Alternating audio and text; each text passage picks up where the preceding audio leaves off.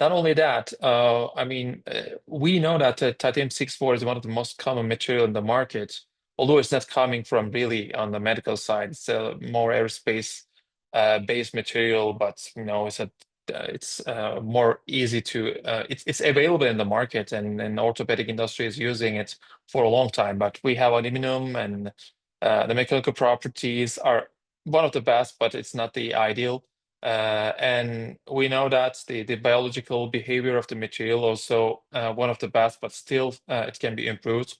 And it's not a good material for additive manufacturing. What we see is that we are having a lot of issues due to thermal warpage, heat, the overheating, and also like geometry change and everything. There are a lot of problems of using titanium in the additive manufacturing. Therefore, there are some other materials that's more suitable for using the SLM technology or EBM technology. They're absorbing the energy in a better way. So we are making some research about the new titanium alloys. And also, we are interested with magnesium material, which is also another biodegradable material. Magnesium is very explosive. Even getting the powder is very tricky, and using the machine is also quite dangerous because it has a lot of crack problem, and also it's has a lot of smoke during the process.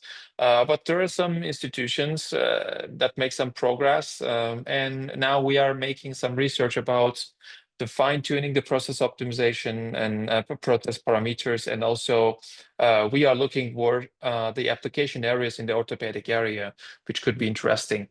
The another one is the polymer material that we are working on. I mean, there are already some polymers in the market, but the problem is these polymers are either on the FFF types of printer, they're working in the FFF types of printers, or like a big carbon dioxide based SLS technologies. But we believe that these materials and technologies will be part of the point of care centers. Therefore, they should be used in the desktop kind of SLS technologies. And today, like a Formlabs, or there are also some other brands in the market, which you can purchase less than 20K, and they're working very reliable. But of course, it's tricky to use these materials in these machines because the laser source and the wavelength is on the carbon fiber lasers are different than the carbon dioxide lasers. Therefore, you need to use some spatial techniques or maybe nanoparticles to absorb the energy onto the material and get the demanded shape.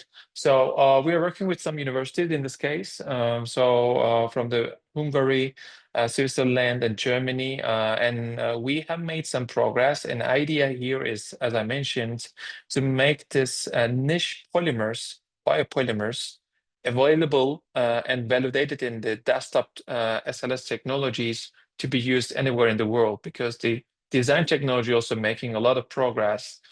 We see more and more automated design processes. And when you have these two tools, design and the manufacturing, then you may not be needing a lot of expertise or engineering skills to be able to print some custom devices in hospitals as well.